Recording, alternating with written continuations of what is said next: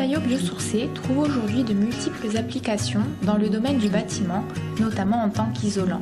Monsieur Baldo, pouvez-vous nous expliquer quelles sont les caractéristiques et avantages des isolants biosourcés?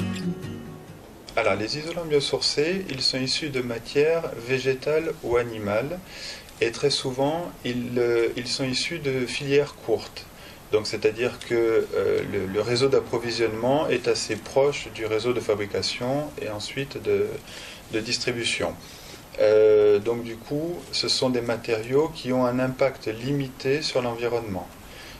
Donc c'est pour ça qu'on s'est spécialisé dans ces matériaux-là, puisque c'est notre philosophie. Ensuite, c'est des matériaux qui disposent d'une densité supérieure aux isolants conventionnels.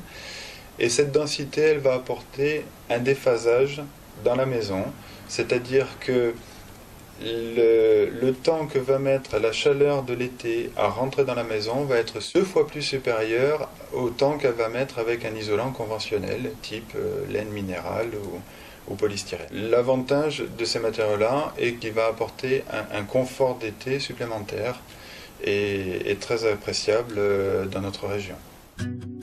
Existe-t-il une différence de prix entre les isolants biosourcés et les isolants conventionnels? Alors, il y a tout type d'isolants biosourcés. Nous avons des matériaux comme de la ouate de cellulose qui est produit de recyclage de papier.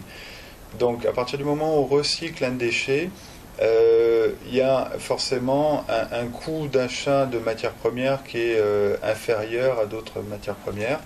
Donc, du coup, on arrive à avoir des produits très accessibles.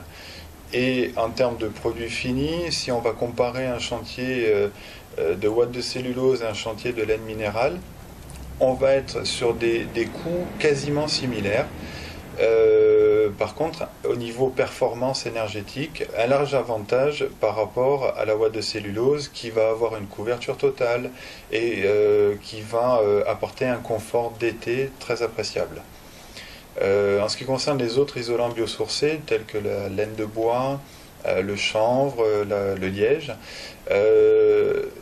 c'est des matériaux qui nécessitent, en termes de production, un peu plus d'énergie. Donc un petit surcoût aussi en termes de matières premières, qui n'est pas forcément du recyclage, mais là c'est de la récupération ou plutôt de l'achat aux scieries de chutes de bois ou autre. Donc en termes de fabrication, il y a déjà un surcoût, et donc c'est ce qui fait que à l'issue, au niveau chantier, on va avoir une petite plus-value. Mais cette plus-value, si on regarde, si on compare un matériau équivalent, elle est totalement gommée par rapport aux avantages thermiques que ça va apporter et au fait également de laisser la maison respirer, d'avoir une maison saine. La pose d'isolants biosourcés nécessite-t-elle plus de technicité que les isolants conventionnels? Alors, je vous dirais que non. En fait, tous les plaquistes ou tous les artisans peuvent poser les isolants biosourcés de la même façon qu'ils vont poser les isolants qu'ils utilisent actuellement, les isolants conventionnels.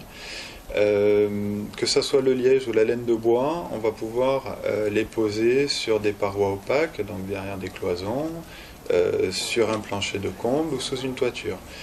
En ce qui concerne la ouate de cellulose, ça va être une application qu'on va pouvoir réaliser dans les cloisons, donc en insufflation, ou dans des combles, sur une dalle béton ou sur un plancher de toit fermette.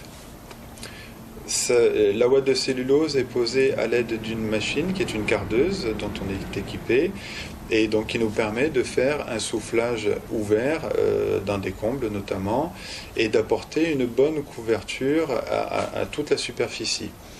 Mais donc ça ne nécessite pas de formation particulière, c'est des matériaux naturels donc non irritants et faciles d'installation.